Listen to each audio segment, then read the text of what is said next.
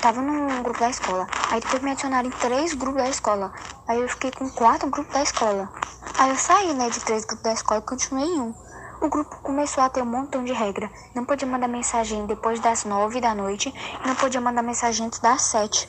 Aí eu, como sou uma pessoa muito boa, incrível, mandei mensagem 9 horas da noite e 1. Porque eu gosto de quebrar as regras. É isso, o diabo de Tyler e Alan, eu odeio vocês.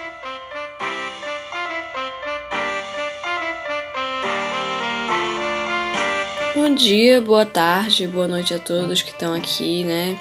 Hoje, as 5 pessoas que ouvem esse podcast, não é mesmo? Como vocês podem ver, a gente começou de um jeito totalmente diferente. E agora eu tô pensando em manter essa maneira diferente de começar, porque eu tive uma ideia que eu tive aqui de colocar um áudio de algum amigo meu que me mandou. Pode ser sobre o podcast, talvez seja um áudio que também não seja sobre o podcast, pode ser, sei lá, um áudio dos meus amigos estourando meu fone, me deixando com o meu tímpano sangrando. E em seguida eu passo a abertura, que não é uma abertura, é a música de fundo que já está passando, só que eu tiro meu áudio e coloco ela mais alta, pra parecer que é um negócio mais legal, meio que um corte pra outra cena. Porque eu não tenho paciência pra criar uma abertura.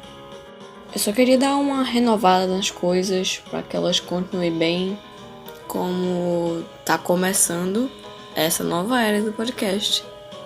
Eu não sei porque eu tô dizendo nova era se eu só fiz um episódio dessa droga desse podcast e eu desisti do nada, como eu faço em todos os meus projetos. Mas eu esperei pra poder dar continuidade, principalmente por causa das minhas provas finais. Eu tinha que no mínimo passar de ano pra poder dar continuidade aos meus hobbies. Então, né, acabou que eu tive que dar um tempo nesse hobby que eu tô tendo, que é o meu podcast, que também, né, futuramente, se o YouTube ajudar, pode ser um trabalho, eu posso conseguir vários patrocinadores e ficar rico por conta disso.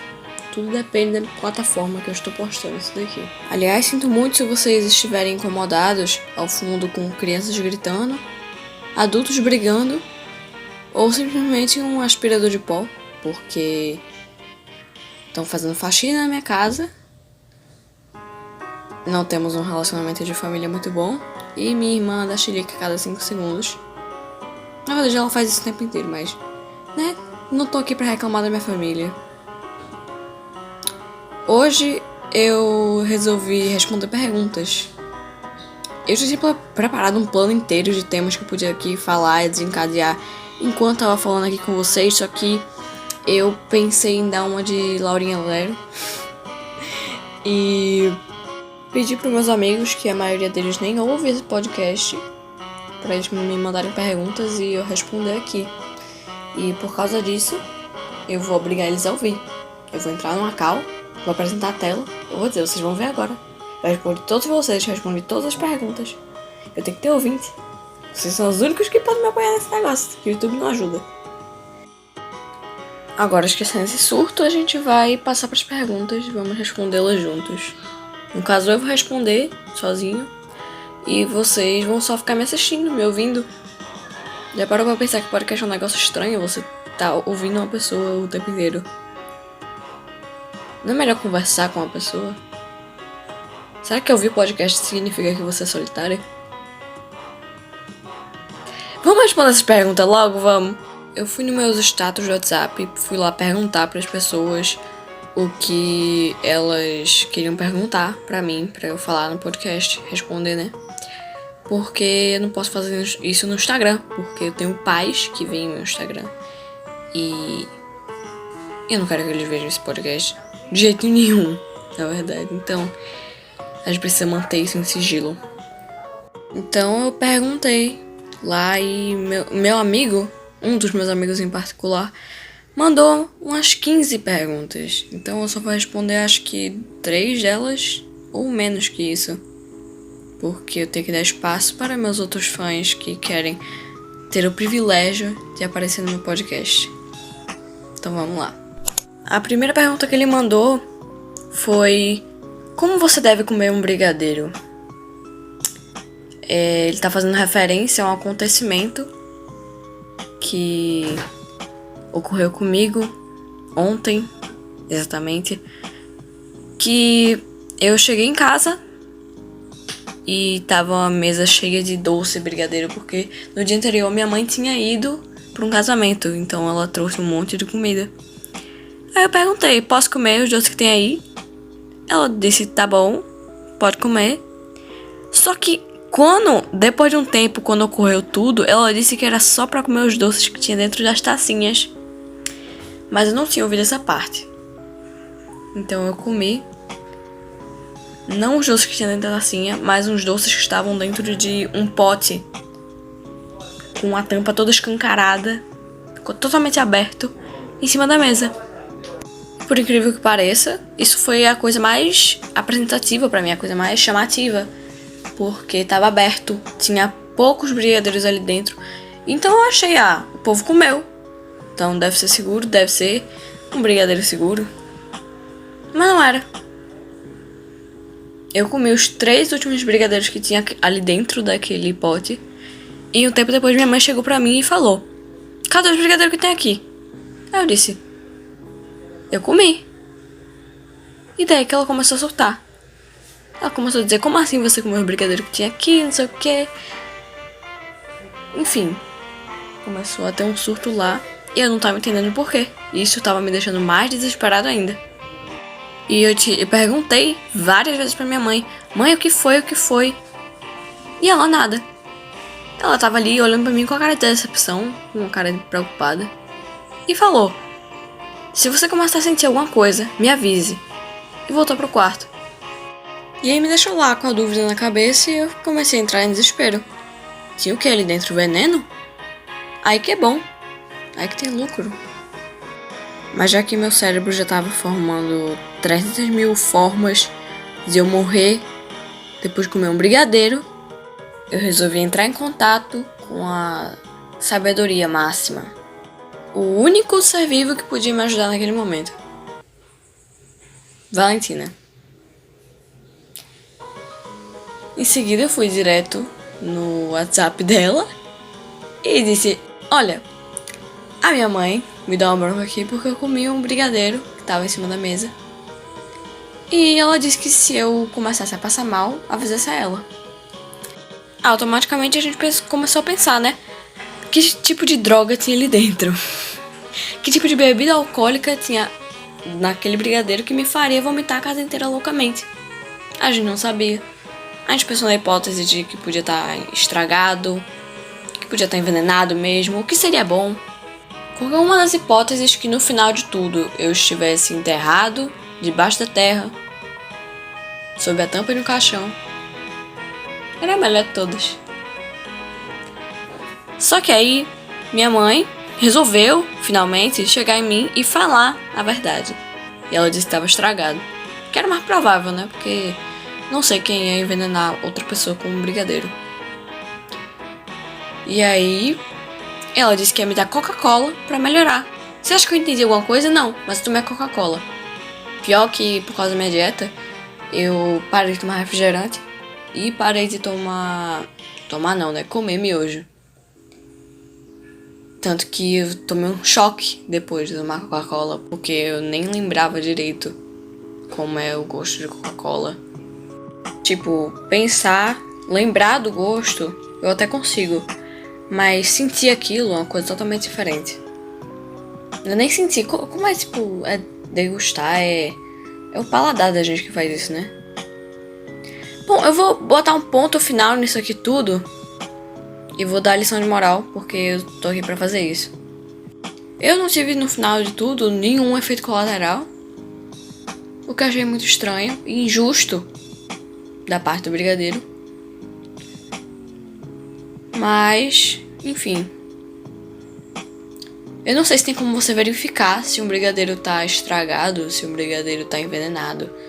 Então você tem 2 escolhas. Ou você nunca mais come brigadeiro e evita a possibilidade de morrer com uma infecção alimentar por causa de um brigadeiro estragado. Ou você come todos os brigadeiros que você quiser. Se você morrer por causa de um brigadeiro, a única coisa que podem fazer com você é fazerem piadinha no inferno. Olha o cara que morreu por causa de um brigadeiro. Vamos para a próxima pergunta. Novamente, esse meu mesmo amigo perguntou: se eu sou você e você sou eu, então você sou eu e eu sou você? Não. E se eu for você, mas você não for eu? Você também pode ser eu, mas aí talvez eu não seja você. Tenta pensar nessa hipótese. Outra pergunta que ele fez, que é uma pergunta incrível, que eu já ouvi em vários lugares, mas eu nunca procurei saber a resposta. Eu nunca tive interesse, mas eu acho uma pergunta muito incrível. Que é: quem abre a porta do ônibus pro motorista do ônibus? Eu realmente não sei. Porque o Jorge, ele acorda 3 da manhã pra poder pegar o misto quente que ele deixou na noite passada dentro da geladeira, esquentar, fazer o café e sair de Caruaru pra Recife pra poder dirigir o ônibus e ganhar o salário mínimo dele. E por isso, nesse contexto do Jorge, que ele é o motorista do ônibus, mesmo imaginando assim, eu não consigo pensar o que ele faz quando ele chega na frente do ônibus. Eu não sei como ele abre aquilo. Eu não sei se ele tem uma chave. Eu não sei se outra pessoa é contratada pra abrir aquela porta. Uma pessoa com salário melhor do que o dele, por acaso. Eu não sei o que pode acontecer ali. E é por isso que eu vou ficar em silêncio a respeito dessa pergunta.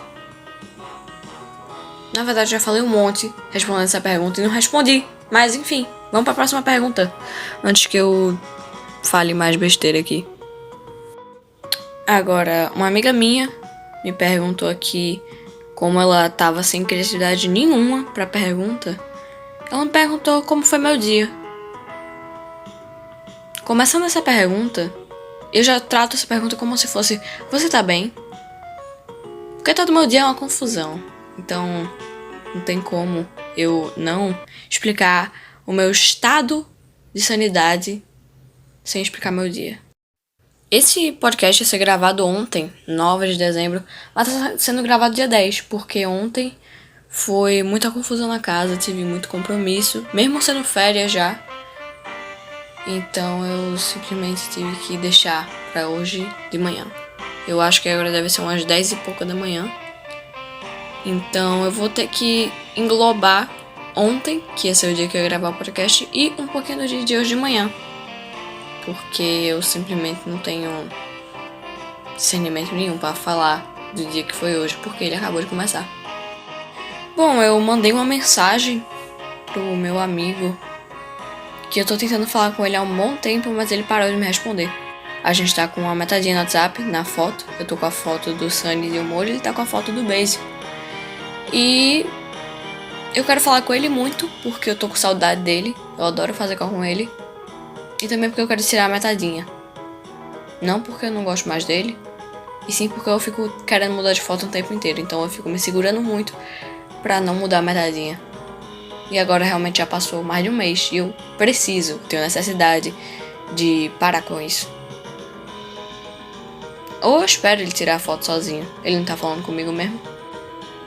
Pulando essa parte, a gente pode passar pra que eu não tô mais entendendo nada do que tá acontecendo no meu dia, praticamente, porque desde que acabou as aulas, eu tô sentindo como se eu estivesse no mesmo ritmo. Foram as provas finais e eu não tava me esforçando do jeito que eu queria.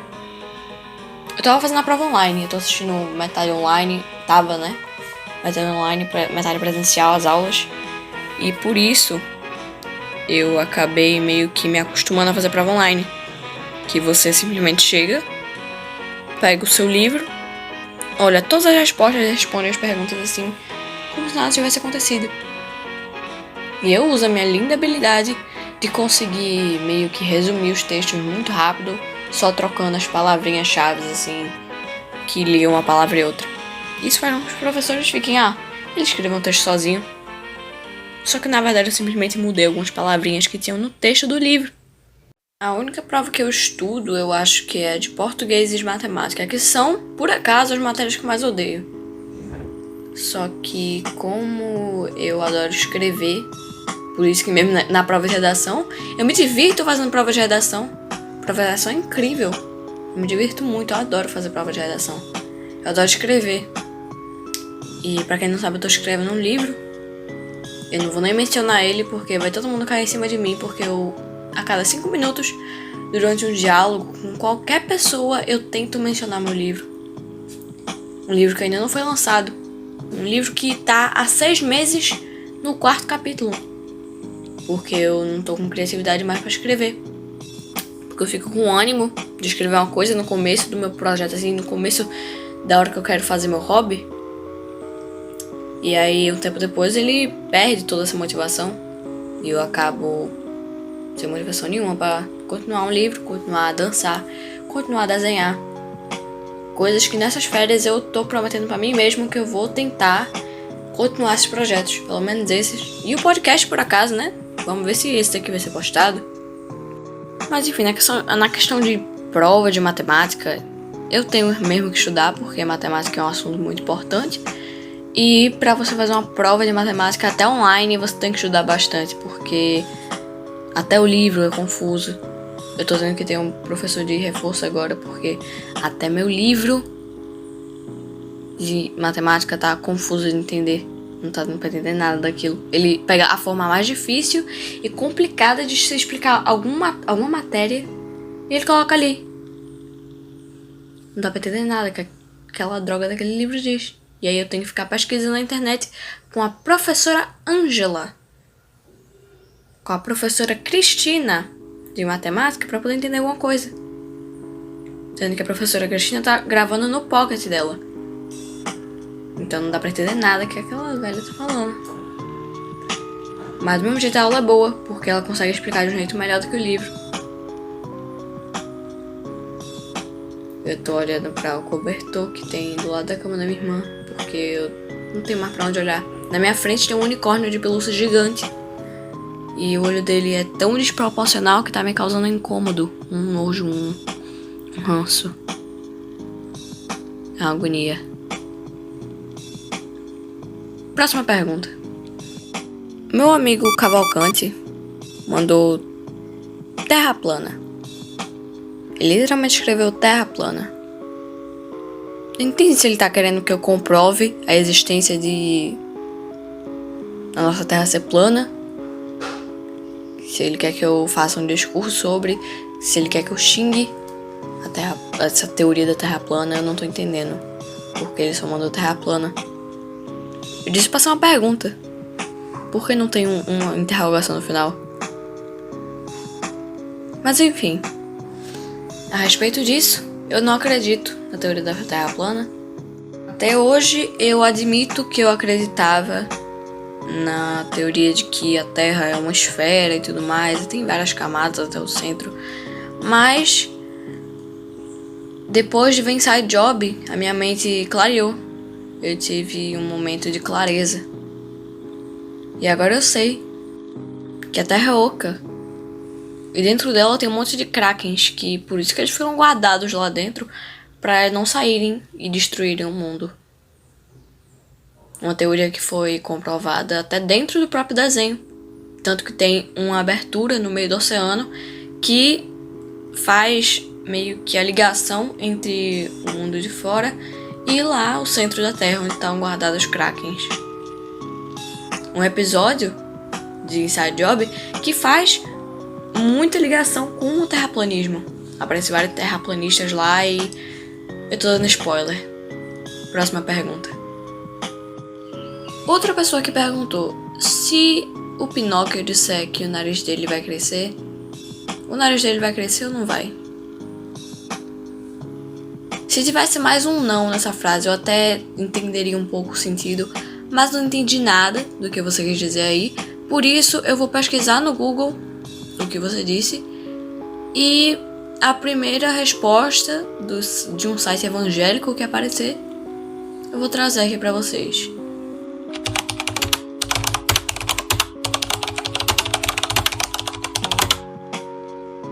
Durante a minha pesquisa, eu encontrei várias teorias sobre a história verdadeira do Pinóquio e várias teorias sobre uma coisa chamada paradoxo do Pinóquio. Uma coisa que eu fiquei com muita preguiça de ler, por isso eu não li. Eu li um comecinho e aí meu olho já começou a fechar. Por isso, eu vou falar o que eu pensei, na verdade. Se o Pinóquio disser que o nariz dele não cresce, o nariz dele vai crescer, porque ele acabou de falar uma mentira. Mas se ele disser que o nariz dele cresce, o nariz dele não vai crescer, porque ele falou uma verdade. E é assim que funciona o universo. É assim que funciona as histórias estranhas que as pessoas contavam pros reis e rainhas, porque a Disney roubou tudo, né? Ela pegou um monte de história dos irmãos Grimm. Como é que ela não pegou, tipo, direitos autorais dos irmãos Grimm por causa disso? Será que existia isso na época? Será que os irmãos Grimm, tipo, eles perderam os direitos autorais porque eles já estavam mortos há bastante tempo? Ou será que essas histórias estavam meio que públicas e a Disney só pegou e transformou em tudo que ela queria? Porque as histórias já eram famosas, na verdade, só que eles quiseram ganhar dinheiro em cima disso. Que mundo capitalista. Próxima pergunta. Já entrando na onda de desenho animado, Disney, uma amiga minha me perguntou qual eram os desenhos que eu assistia na Cartoon Network quando eu era criança. A Cartoon Network foi o canal de TV que mais me marcou, porque meus avós assinavam a TV a cabo quando eu era criança. Eu tô aqui falando com o maior autoridade do mundo, né? Eu tenho 12 anos de idade na cara. Eu acabei de transitir. Na verdade, nem transiti ainda. Tô entre a adolescência e a infância. Eu não fui pra canto nenhum ainda. Então eu acabei de largar essa época que eu assistia Cartoon Network na TV, que meus pais ainda assinavam TV a cabo. Porque hoje em dia todo mundo tem Netflix, tem a sua HBO, seu Disney Plus, seu Telecine. Ninguém mais precisa de TV a cabo. Quer ver notícia? Vai na internet. O que mais tem lá é a mesma coisa que o jornal. Um monte de gente morrendo, matando uns aos outros o tempo inteiro. É tudo a mesma coisa. Você pode encontrar a mesma coisa que você encontra na TV a cabo, na internet, na Netflix, no YouTube. Pra que você vai assinar a TV a cabo? Depois de todos esses anos, o povo tomou noção disso, porque a Netflix sempre esteve lá. Não é que sempre esteve lá, né? Mas faz um tempo. Na minha infância, assim, já tinha Netflix. Eu acho que é uma parte dela, assim, porque eu não sou tão novo, assim, pra nascer e já assistir Netflix, assim, do nada. Mas, enfim. Perdeu a importância da TV a cabo depois de um tempo e acabaram apenas parando. E aí, né? A NET, a Sky, daqui a pouco não vai ter mais fonte de renda. Mas enfim, voltando ao assunto que era desenho animado.